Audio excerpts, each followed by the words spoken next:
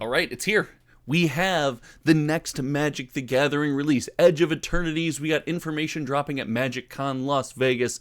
And I gotta tell you, I am so excited for the next Magic the Gathering release because while Universes Beyond is awesome, I like Magic sets that are Magic sets, and this is going to be a ton of fun to look at. So join me today on my first look. If you're new to the channel, well, first of all, hello. Make sure you hit the subscribe button down below because it helps a small channel like mine more than you can possibly imagine. And if you don't know how these series go, I actually wait for the Wizards of the Coast article to come out and read it and ingest it, digest it with you guys here on video. I don't look ahead of time. I try to avoid as many spoilers as possible. So let's get into my first look at Edge of Eternities, and tentatively, I'm pretty excited. Let's go.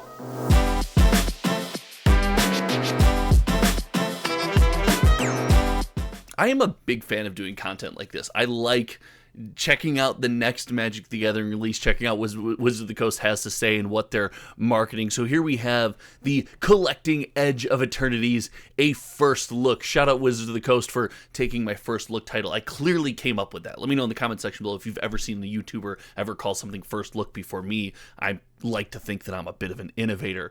But here we have bountiful planets filled with life unlike any other. Starships roar across the cosmos. All right, so here we go. This is going to be what some people consider a hat set. And while hat sets are not the most popular thing in the world, I gotta tell you, I'm still pretty excited for this set. Some of the art just looks insane. Here we go. We have some art by Chris Ron showed up here on the splash page. On August 1st, Magic is going further than ever before into its first space opera set, Edge of Eternities. Now, we're not going to read this whole article word for word. I just like to pick out some snippets that I think are important. So, all right, it's a space opera themed set. I like the tones and the colors of the art that I've seen, already and what I'm seeing in this initial announcement so far. But here we go, important stuff. If this is what, it's the details. This is going to be the number of sets, subsets, and for those who famously remember, Outlaws of Thunder Junction was wild. All right, so we have Edge of Eternities, the expansion symbol, another expansion symbol, and another expansion symbol. That's all the information we got. That's what we get. Okay, so I'm assuming Edge of Eternities regular set, commander, bonus sheet, and special guess. That's my guess. Let's see if we get it right. Edge of Eternities set code is EOE. Edge of Eternities commander and okay, so Stellar Sights. This is what's called Stellar Sights, EOS, and special guess. Going down, it's legal in all formats, so it's a standard release. Okay, cool, pretty basic stuff. MSRP, okay, important to note, MSRP looking more normal, looking back to normal. I know we can have the argument, play booster boxes, and we'll have it here really quickly. Play booster boxes are very expensive. I wish Magic the Gathering product was cheaper. It's nice that this set's going to be cheaper than Final Fantasy. That is nice in my opinion. I'm looking for things like serialized cards, etc. All right, so important dates, blah, blah, blah, who cares? Let's get down. Okay, somewhere in the far-flung corners of the multiverse, the crew of intrepid heroes come across some other stuff that we're going to dig into, and we see the ship's engineer off the bat. At the beginning of your end step, you control 2 or more tapped creatures, create a tap. Okay, all right. I'm not opposed. And this, yes, I did know that this Tezzeret was here, but a 3-drop Planeswalker in colorless. I'm going to read the abilities, but we're playing with fire. We're playing with fire, aren't we? Comment section, aren't we playing with fire? I feel like we're playing with fire. Whenever an artifact you control enters, put a loyalty counter. Well, that's hard to do. Who plays artifacts? Like, oh gosh, this is going to be ridiculous. Untapped artifact creature. If it's an artifact creature, put +1/+1 counter. Okay, fairly, 0 is fairly meh. It's fine. Search your library for artifact card with mana value 1 or less. That's okay. All right. Search your library for an artifact card with mana value 1 or less and reveal it, put it in your hand, then shuffle. That's pretty good. You can do it the turn it comes down. I mean, a 0 mana artifact that makes any kind of mana here. You still be at 2 loyalty. Like, okay. You get an emblem at the beginning of your combat on your turn. Put 3 +1/+1 counters on a target artifact control. If it's not a creature, it becomes a 0/0 robot. Okay, so we got a robot theme making essentially constructs.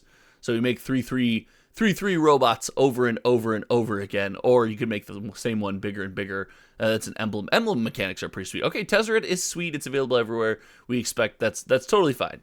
Now it's time to start your journey. Yes, the first episode of Edge of Eternities is available. Oh, mtgstory.com. Should we do a whole story sequence for this? It's not really my bag. We more talk about the products, their value, and how fans like us can get more out of their money. But yeah, maybe that's something we can look at.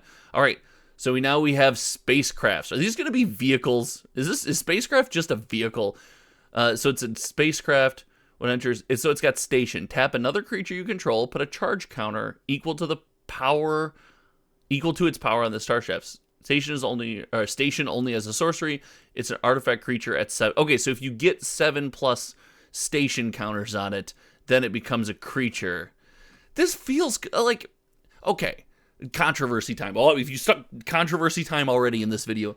Vehicles were, they're not bad, but they're weak. They feel clunky at first, and then you get used to them, and then you're fine. This feels super weird. Like, the theme is cool. I like the art on this starship here that we're seeing. The Serema. Don't even at me. Don't even at me. First time looking at this, gonna say it into a microphone. I don't want to hear it. Okay, and then the extended art traditional foil. Hold on, this is meaningful. So here we have the regular, but the extended art traditional foil only available in the collector boosters. This is huge. This feels important. Like, for all Magic sets, having things that you can chase in the collector boosters, and we haven't seen anything about serialized cards yet, but having things that people might want to chase in the collector boosters is always a good thing. I feel like this, in full art at least, extended art was available in the play boosters. Correct me if I'm wrong in previous sets, but I feel like it was. And wait, a commander rules change. Hold on. We're gonna have to do a deeper dive on this. Make sure you subscribe. We're gonna do a deep dive in the commander rules change. I'm not gonna get into that. If you look at traverse, you need a spacecraft.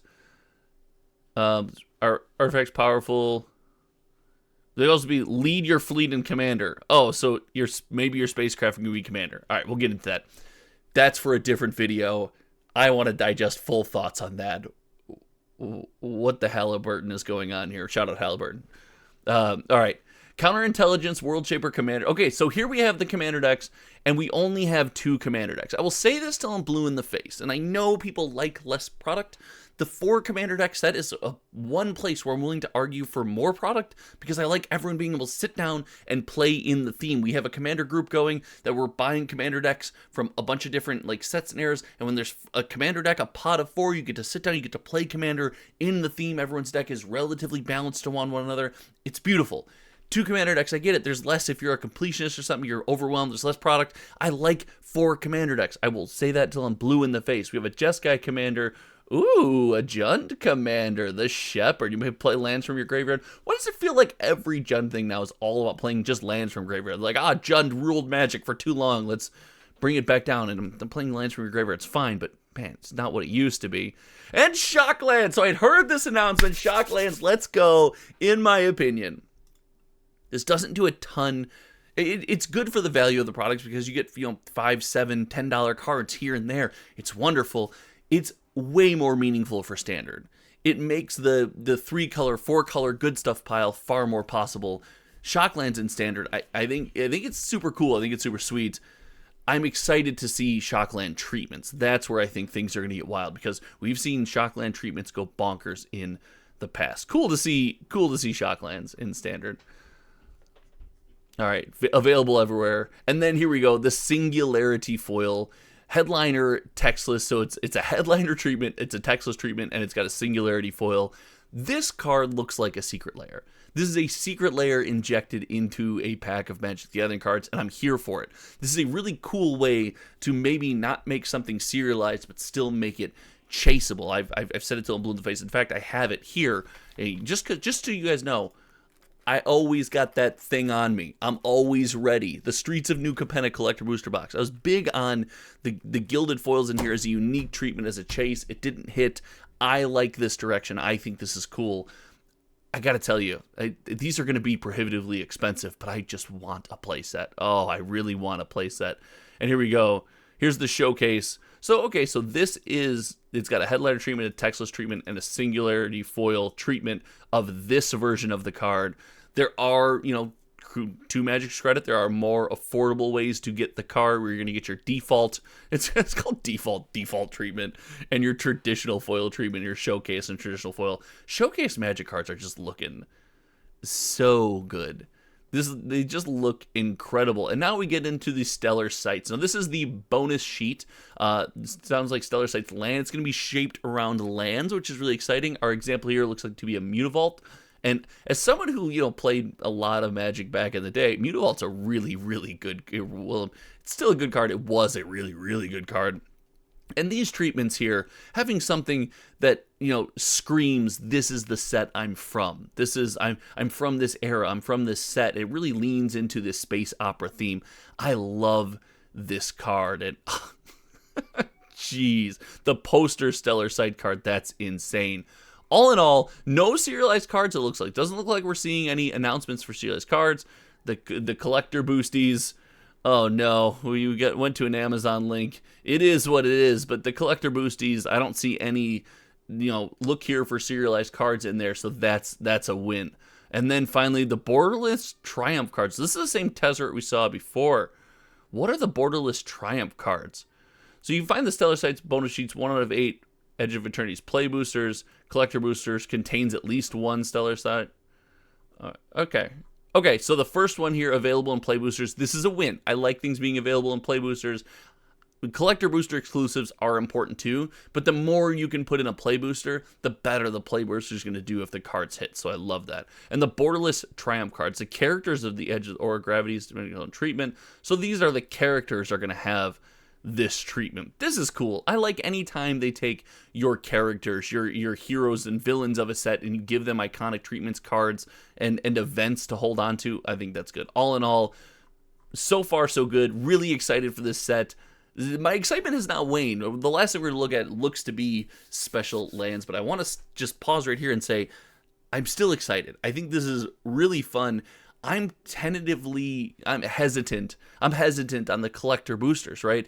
When we see collector boosters without serialized cards, they don't normally hit or hold value nearly as well. That the serialized card and the chase and stuff like that. Now, we have seen success in the past with some of these inserts, these special treatments. The lands, I think, are going to go a long way. So, the more I think about it, the lands are going to be good. Not the showcase lands, but the actual included special sheet lands are going to go a long way. Imagine if we get some fetch lands in there. It's just, are we going to get Triumph reprints? Triumph reprints, maybe? Calling it Triumph reprints. And then finally, we see the Celestial basic lands. I like that they do this in each set. The Dragon Eye lands in Tarkir, these Borderless Celestial basic lands. These are wins. These are cool little tokens that you can get to bling out your deck. They're cool little things that you can open in various, Borderless Celestial basic lands and traditional foil. You can get these in different treatments to bling out your deck.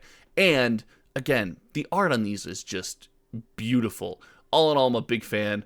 We could have just waited till we saw the collector boosties here. No serialized cards, it looks like. No serialized cards. Let me know what you guys think in the comment section. The 2 Commander deck set, the bundle, the pre-release. We don't see a specialized bundle. All in all, I gotta tell you, I'm pretty excited for this set. Quick wrap up. If you stuck around this long, you deserve a quick wrap up. I think the more I talk myself into it, the collector boosters are gonna do well because of that subset of lands. You just need a couple cards from the set to take off, to be collectible, to be chased, to be bling that people find worthy of putting in their deck. You couple that with some powerful lands that almost everybody can use when they get their hands on them. And while lands have definitely been diluted, I think the special treatment, the space theme, if it can prop up a set like Unfinity for this long, I think it can do wonders for Edge of Eternities. I'm excited to go back to Magic the Gathering. Not that Final Fantasy was a bad set, not that any of these are bad sets. I'm just excited to jump back into the magic of Magic the Gathering. Let me know what you think about Edge of Eternities in the comments section below. I hope you had some fun today. I'm going to handpick a video probably about Final Fantasy and put it over here, so click on that video if you're interested in catching another video on my channel. Thanks so much for hanging out. Until next time, you guys know me. My name is Josh, and we'll see you around. Okay, goodbye.